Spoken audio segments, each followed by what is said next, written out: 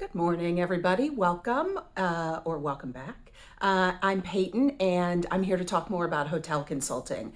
I'm actually here to talk about the pros of hotel consulting. I originally did a video that was pros and cons, but it was just too long. So I'm going to try and keep it short and sweet today and talk to you guys about 5 pros to hotel consulting. So if you're unsure of what hotel consulting is, check out my other video. I will link it below. Also, please like and subscribe so you can get more information on hotel consulting and traveling around the country. All right, so let's jump in. The first biggest pro to hotel consulting is the ability to live rent-free in any city in the US. This is the big draw, right? So you get assigned to a hotel or you take an assignment at a hotel, and while you are on assignment during the duration of your contract, you are put up in a hotel room. It is part of your contract. You pay nothing. You pay no accommodation fees. You pay no electric, no water. You'll still pay for your own cell phone. You pay no internet. So for the duration of your hotel contract, your living expenses are completely paid. That is a huge pro. So pretty much every dollar that you earn, you can put towards something else aside besides living expenses. Huge, huge. It's the way I'm able to work for a couple of months at a time and then travel for a couple of months at a time because I save all the money on rent that other people pay. Huge, huge pro. All right. The next pro is you have paid travel home. So part of your contract will be every 4 weeks, 3 weeks, 4 weeks, 5 weeks, depending upon your contract duration and what you work out with the hotel. Every contract will have a paid trip back to your home base, whatever you designate to be your home base.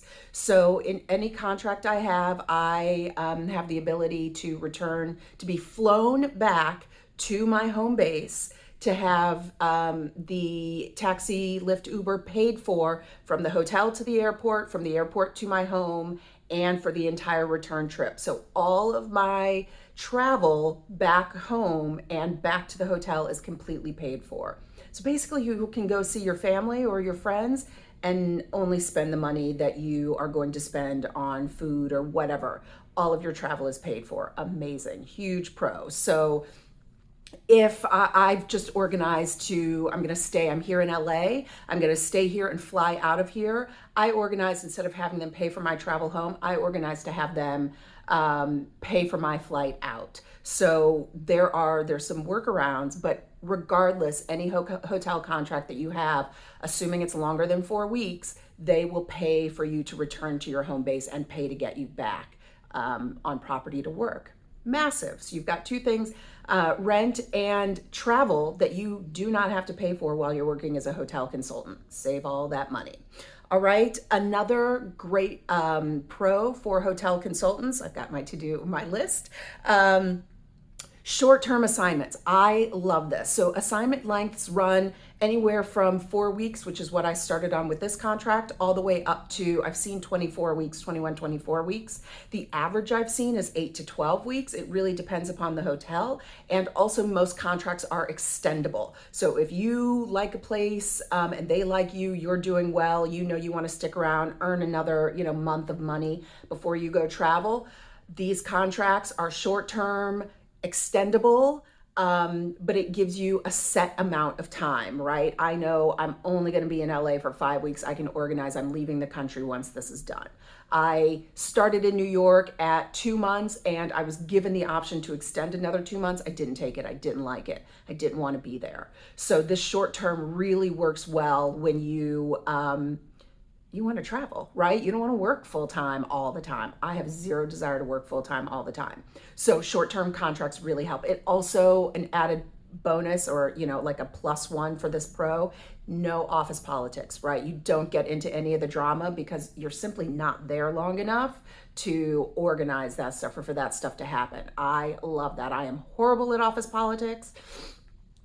I'm just not a chess player like that. So this is even better for me because frankly, I leave hotels before either I get sick of everybody and am about to quit, or folks get sick of me.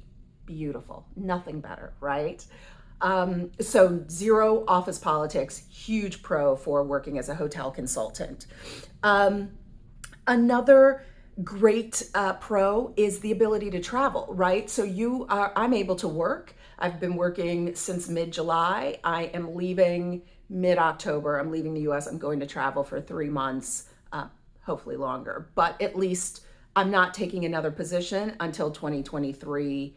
And it may, if I hopefully won't have to, but if I do, it's not going to be until either someplace warm or the weather is warm. I'm not spending winter in the US anyplace cold. So I'm able to travel. I can work for a certain amount of time.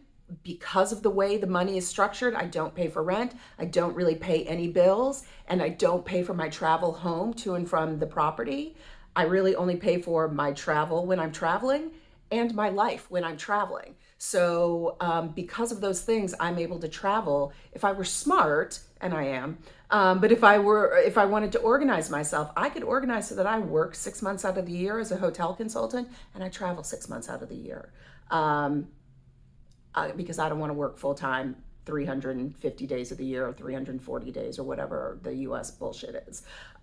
So hotel consulting is a massive pro if you are like me and don't want to work full time. You can organize to work however many months, 4 months, go travel for 1 or 2 months, whatever. Structure it however you want, but it gives you the ability to structure your life and to travel and not have to stay in one place. And not be bogged down with a ton of bills that you feel like you can't even climb out from under. So huge pro. The last pro I'm going to talk about is, I guess, per diem. And maybe I'll add pro con, a pro con at the end of this.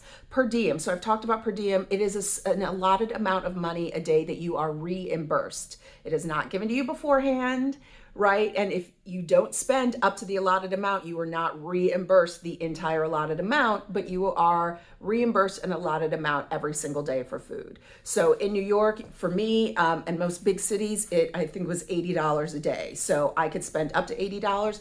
The hotel would reimburse me every dollar, not including alcohol. They do not do any reimbursements for alcohol.